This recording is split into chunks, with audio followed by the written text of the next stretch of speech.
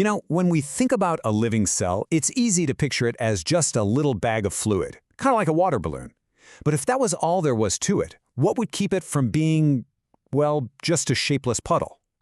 I mean, really think about it. What gives a cell its unique shape? How does it move around or organize all of its complex internal machinery? How does it survive in a world that's constantly pushing and pulling on it? The answer isn't some kind of magic. It's engineering. It's architecture. The secret is that every cell builds its own internal scaffolding. It's this incredibly complex and dynamic network called the cytoskeleton. And for this explainer, I want you to think of it as a combination of steel beams for strength, a highway system for transport, and a set of contractile ropes and motors for movement. All of it working together to create a bustling, structured city inside every single one of your cells. Now, this amazing architecture is built from three main protein filaments. We're going to dive into each one: the super strong intermediate filaments, the organizing microtubules, and the dynamic actin filaments. So let's start with the stuff that provides the pure, raw strength. Okay, first up, meet the intermediate filaments. These are the cell's rebar. It's steel beams. Their job is all about providing the raw strength needed to hold everything together and withstand physical stress. Their primary function is to endure being stretched. These things are basically like ropes made of protein, and they are incredibly tough. This is what allows cells to form durable tissues, like our skin or our muscles, without just tearing apart under pressure. And a perfect example of this is something called the nuclear lamina. Think of it as a protective cage, a fine meshwork made of these filaments that lines the inside of the nuclear membrane. Its one job: to protect the cell's precious genetic blueprint, the DNA. Now, you'd probably think these steel beams would be totally permanent, right? But here's the crazy part: they're not. The nuclear lamina is unbelievably dynamic. When a cell needs to divide, this entire protective cage has to completely and rapidly disassemble. Then, as soon as division is over, it just snaps right back together. It's a brilliant example of how even the strongest, most structural parts of the cell are built to be adaptable. So if intermediate filaments are the structural beams, how does the cell move things around? What about the transportation network? Well, that's where microtubules come in. These are the cell's internal highway system, and they're responsible for organization and transport. These highways are built from tiny protein units called tubulin. You get 13 strands of these units all lined up in parallel, and they form this rigid, hollow tube. And that structure is absolutely key. It creates a perfect straight railway track for motor proteins to haul cargo from one end of the cell to the other. And just like a real highway system, traffic has a very clear direction.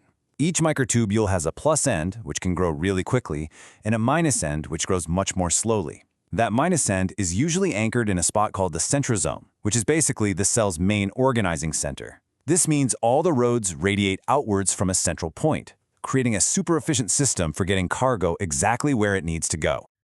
Okay, a fixed highway network is great and all, but what happens when a cell needs to do something dramatic, like change its shape or move to a new location or divide into two? It can't be stuck with a permanent road network. It needs a way to rapidly remodel its own infrastructure, tear down old roads and build new ones on the fly. The secret to this remodeling lies in a tiny molecular switch. You see tubulin units that are bound to an energy-carrying molecule called GTP packed together really neatly, forming a stable, straight tube. But when that GTP gets converted to its lower energy form, GDP, the tubulin subunits actually change their shape. They become curved and unstable, and they want to break apart. So a stable microtubule is always protected by a GTP cap at its growing end. This whole system leads to this incredible process called dynamic instability. As long as that GTP cap is on, the microtubule grows longer and longer. But if by chance that cap is lost, the unstable GDP end is suddenly exposed. And what happens next is called a catastrophe. The structure rapidly peels away, kind of like a banana peel, and the whole microtubule just disassembles. This rapid-fire remodeling is so critical for cell division that it's actually the target for many chemotherapy drugs. They work by messing with this process to stop cancer cells from being able to divide. All right, last but not least, let's talk about the parts that actually make the cell move, the actin filaments.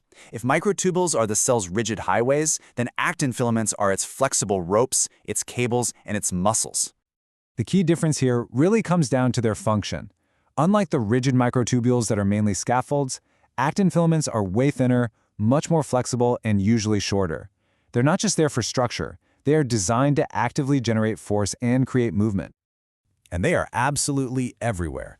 Get this, In a typical cell, if you were to measure out the total length of all the actin filaments, it would be at least 30 times greater than the total length of all the microtubules.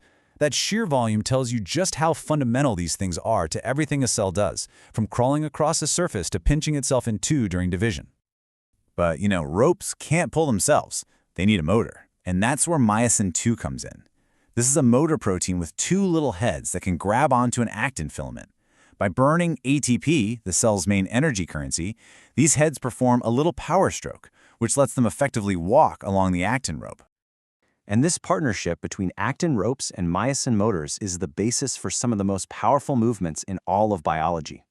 When you organize these two components together in just the right way, you literally get cellular muscle. Let's take a quick look at how this works inside our own bodies. Inside our muscle cells, actin and myosin are arranged into these beautiful, highly ordered, repeating structures called sarcomeres. You can think of these as the microscopic engines that power all of your movements. Every single time you flex a muscle, trillions of these tiny little units are shortening in perfect unison. And the anatomy is just brilliantly simple and effective.